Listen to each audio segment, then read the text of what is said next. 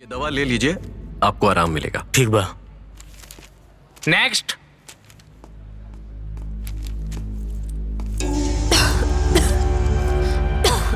नमस्ते डॉक्टर साहब। नमस्ते नमस्ते। अरे तुलसी बिटिया, बैठो बैठो बैठो। नमस्ते डॉक्टर साहब। नमस्ते नमस्ते। कैसी तबीयत है? डॉक्टर साहब, तबीयत तो ठीक नहीं है। अब दवाई खाता नहीं, फिर भी आराम नहीं है होखत।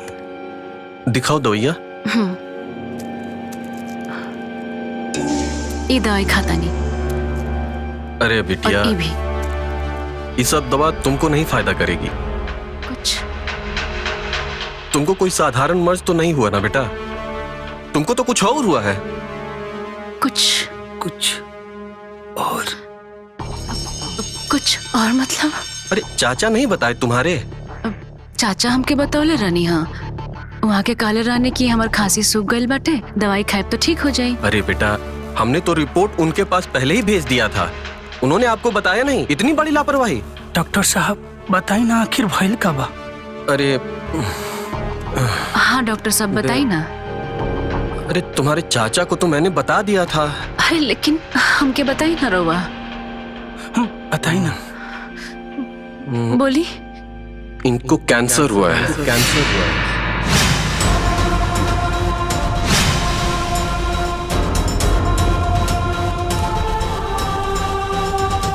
ये इनकी रिपोर्ट है। इसकी एक कॉपी मैंने इनके चाचा जी को दे दिया है और बोल दिया था कि जल्द से जल्द इसका इलाज करवाओ।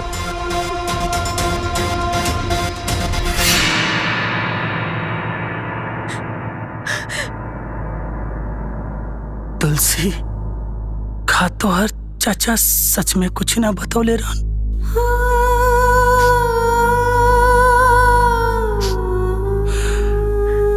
इतना बड़ धोखा। ली चाय पी ली। हाँ। अब अखबार रख भी दी। चाची आ गई, चाची आ गई, चाची आ गई, चाची आ गई। चाची चाची जल्दी आवा ना। का भइल बेटा? डॉक्टर के दिखाइले हा? कहा कहला उन डॉक्टर? सब ठीक बा ना? ना माई, कुछ ठीक नहीं के। अरे बेटा, पर भइल का?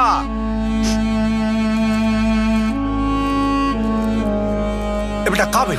का कहना डॉक्टर? का भइल तुलसी के? बाबूजी, तुलसी के ना कैंसर हो गइल।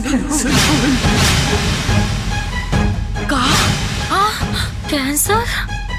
कैंसर? कैंसर?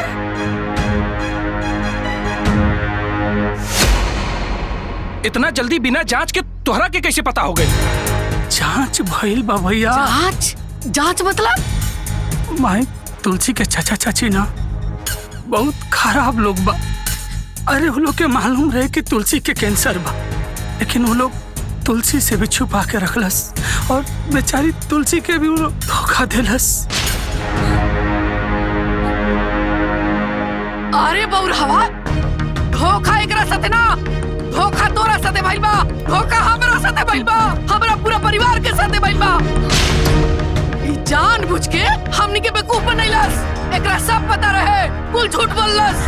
अरे चाहत रहे कि घर में बिया हो जाए, जितना दिन जिंदगी बचल बा सुख से जी। माई, अरे माई, अरे सच में तुलसी के कुछ मालूम नहीं खे। चुप बेवकूफ, एकरा सब मालूम रहला, लेकिन जानबूझ के तोरा के बेवकूफ बनैलस, तोरा से झूठ बोललस। अरे माई, ये हमरा पूरा परिवार के संकट में डाललस। कहो, तारा पता रहे ना कि तारा कैंसर बा? तो का करे जब मरे आइलू हा? अपने घर ही मरत रही तू। ना माँ जी, हम आपन कसम खा के कहता नहीं, हमके ये सब पता ना रहे। अम्मा जी जाए देना, अब तो जे होए के रहे हो गई। अरे का हो गई? अब बहुत कुछ होई। लगाओ फोन, बुलाओ एकरा चाची के। अबे बताई कि धोखा के परिणाम का होकेला। कैसा? मामाई, लगाओ चाचा चाची के फोन, अब बात कराओ हमरा से। इतना बड़ा धोखा हमनी के साथ। अरे रसरिया छोड़ती हूँ महारानी। देखा, पता नहीं केकरा फोन आ गए। अभी बतावा, फोन उठाए कि रसरी बानी। का करे खातिर झुट्टे रसरिया खोल देलू हो? अरे हमरा का खुला खुला छत निक लागेला, यही से खोल देनी। बानी चुपचाप। खुला खुला छत। इतना समझी जी के फोन हो? दे ही ना हम बतिया बता। स्पीकर स्पीकर स्पीकर पे। हेलो, प्रणाम समधी जी। हम तुलसी के चाची बोलतानी। अरे हमरा सब पता बा कि तू के बोला तारू। परिचय देला के कोनो जरूरत नहीं है। बस इतना करा, दोनों परानी हमारा घरे आवा। ऐसन का हो गए समधिन जी?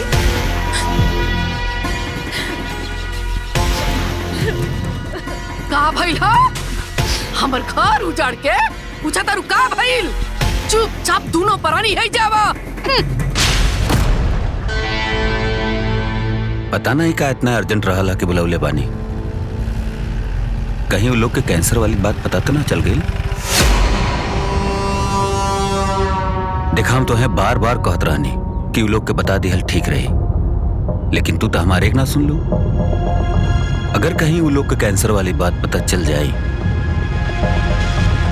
तब तक पूरा गांव, जवार, नात, बात, हित, दोस्त हर जगह बेइज्जती हुई। अरे एक तो धन गए और धर्म हो गए। जो उन कही है तो उन चुपचाप सुने की पड़ी। रउआ ज्यादा टेंसियाई मत। अब खबरदार अगर उन लोग के सुननी ता चाहे कुछ भी हो जाए, उन लोग के एक बात ना माने के बा, और कैंसर वाला बात एकदम ना माने के बा। अगर जवन चीज समझ में ना आई ना तो हम मुंह बंद रखिए एकदम से, बोलिए मत। हम है, हम बतिया ले। अब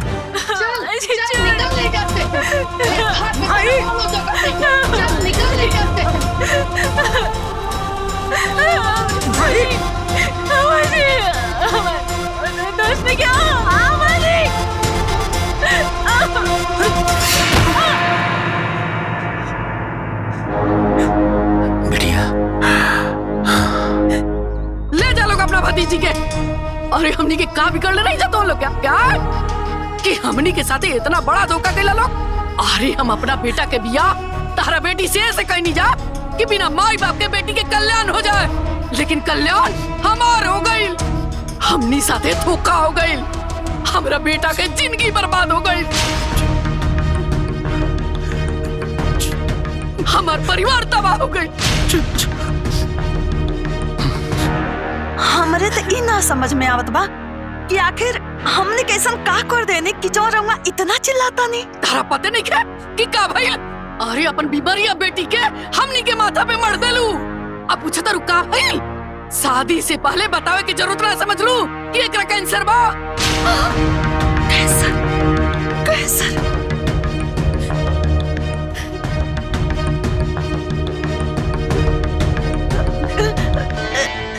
हम साचो कहत हई, हमरा का कुछो नहीं के मालूम रहल।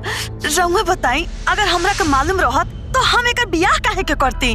विश्वास करी, हमरा का कुछ नहीं के मालूम रहल। अरे बस एकरा का थोड़ी सा खांसी आइल तो हम डॉक्टर के पास लेके गए नी, तो डॉक्टर बोलने कि एकर सर्दी बढ़ल बा, दवाई दे देब तो ठीक हो जाई। बस अगर साफ साफ हमरा से कुछो बताते तो का हम रउआ सबसे ना बताइत? जब हम इतना पैसा कौड़ी हमने के लगा के शादी ब्याह कर सकत रहनी तो का एकर दवाई ना करवा सकत रहनी? 20-22 साल तक एकरा के रखनी तो हमरे कपारे के बोझे ना भइल। आवाज कैसे कहता नहीं कि बोझा हो जाए? साचो में कुछ ना पता रहे हमरा के। सापा झूठ। अच्छा चला मान लेनी के रउआ लोग के पहले ना पता रहे, पर अब तो पता चल गई, तो ले जाके इलाज करावा इनकर। नौटंकी करता रहे लोग। ए भाई साहब देखी, हमनी के जवन करे के रहा तवन कर देनी। अरे 20-22 साल तक एकरा के पढ़ौनी लिखौनी पलनी पुसनी, अभी राउर बहू यानी रउआ की जिम्मेदारी है। रउआ देखी। अरे तो हमनी के ऊपर एहसान ना कैलू है लोगन। भाई साहब एमे एहसान वाली कौन बात हवे, लेकिन अभी राउर सके जिम्मेदारी हो। रउआ देखी। अब चली जी। ऐसे कैसे चली जी?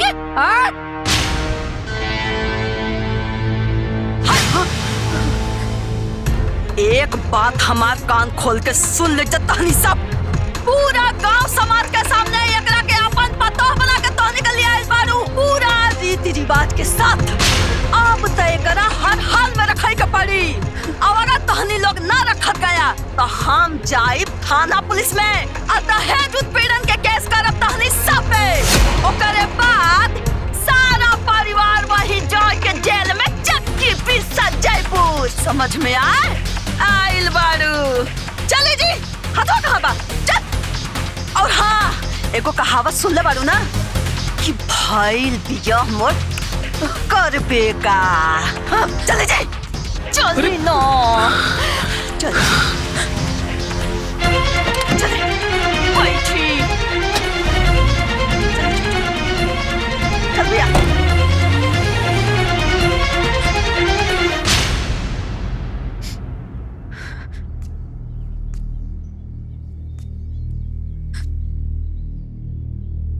अम्मा जी, रवा परेशान मत होगी, हम खुद चल जात बनी।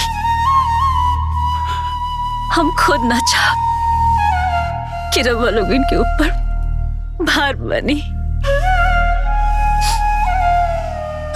हम एक घर छोड़ के खुद चल जात बनी। अब चाचा चाची के पास भी ना जाए, कहीं और रह ले। अब बाकी रवा लोग इनके तकलीफ ना दे, अब तकलीफ ना दे। अब हम खुद चल जात बानी।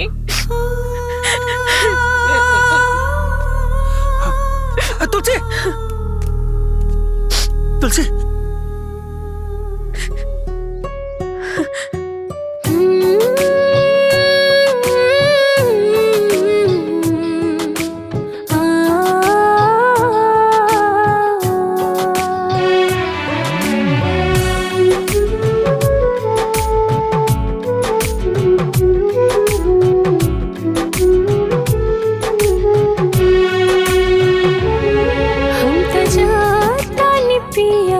चल जाएगा अपने सिरवा के संकट टल जाएगा।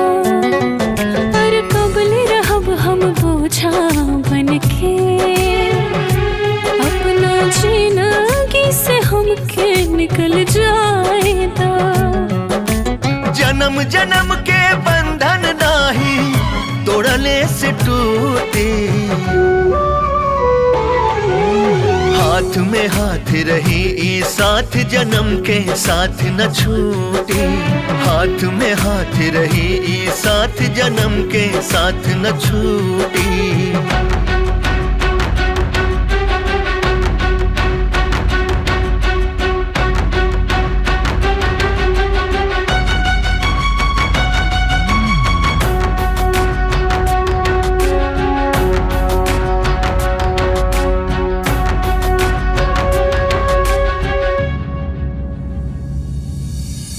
सिर के दर्द बन के कबले हमरा हब, दुखवा न हमरो अब रायन हो। एही से तक हिला ए हो बलाम जी, हम कतही चल जाइन हो। सगरो जमाना भले हमरा से चाहे हो रूठी, हाथ में हाथ रही ई साथ जन्म के साथ न छूटे। हाथ में हाथ रही ई साथ जन्म के साथ न छूटे।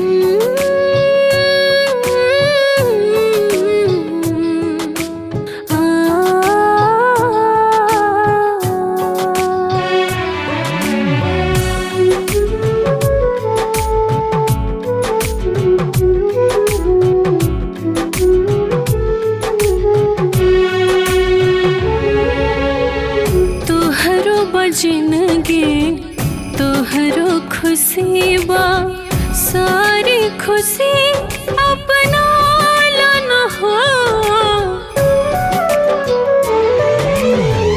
हमरा के हमरे हाल पे छोड़ा, पीछा हमसे छोड़ा लन हो। तोहरा के छोड़ब जहिया हमर अर्थी हो उठी, हाथ में हाथ रही ई साथ जन्म के साथ न छूटे। हाथ में हाथ रही ई साथ जन्म के साथ न छूटे।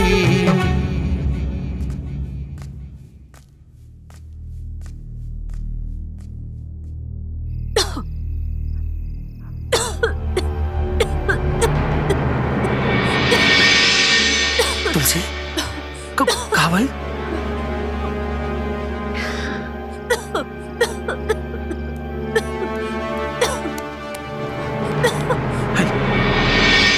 पानी। हाँ, तुलसी हम पानी लेके आवता नहीं। हाँ।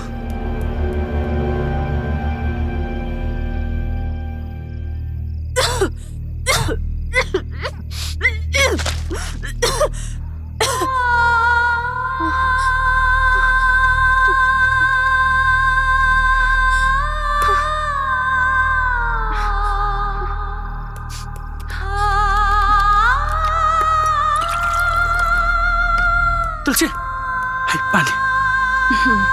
तुलसी अगर ज्यादा दिक्कत होगा तो डॉक्टर के पास लेके चली का? ना जी, कौन दिक्कत नहीं है, बस थोड़ा सा खांसी आत रहा, रोज सिरप दे देनी, अब वो आराम हो जाए।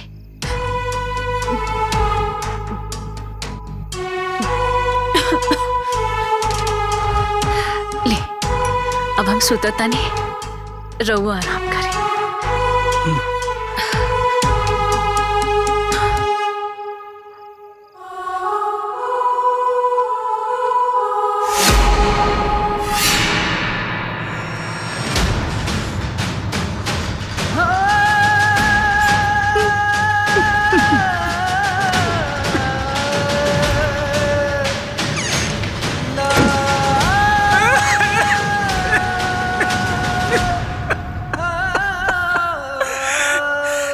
हे भगवान, अरे हमसे ना अब हमार पत्नी के पीड़ा नहीं के सहल जात नहीं के, और हम कहा करी, हमें कुछ नहीं के बुझा, कुछ नहीं के बुझा।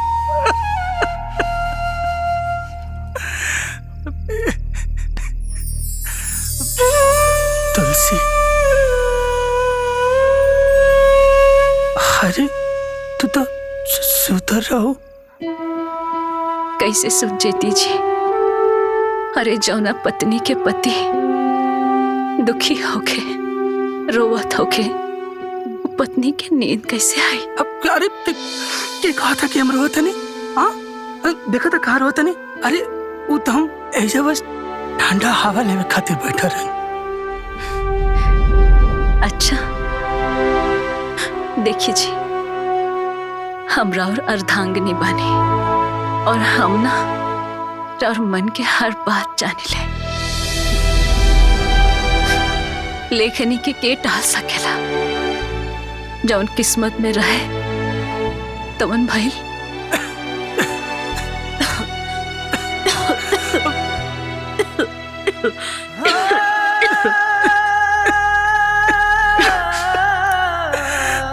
जौन मन में आवे के बाद तोल बोल दे के बाद।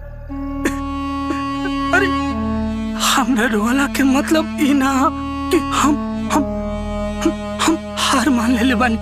हमरा जौन कुछ भी करे के पड़ी ना, हम सब कुछ करब, लेकिन तोरा के हम अपना से कब दूर रह हो के। ए जी देखिए, रोज समझदारी से काम ले, भावना में बह के अपन जिंदगी बर्बाद मत करी। रवा अपन तुलसी के एगो बात मानो। हाँ। बोला।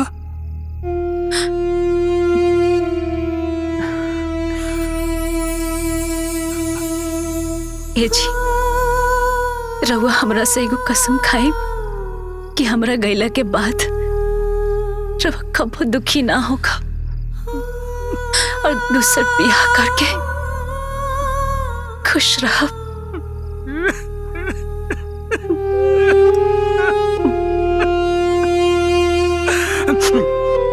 तुलसी, लेकिन हम कसम खाता नहीं कि हम ना तोरा के कबू ना मरे दे, कबू ना। अगर जरूरत पड़ी ना तो तोरा खातिर ना हम तोरा के मौत के मुंह से भी छीन ले। और एको हमार हमेशा तू बात याद रखिया, जब तक हमारा शरीर में सांस रही ना तोरा के मौत छू भी नहीं कर सका। तारा के इतना आसानी से हम अपने से दूर ना जाए दे।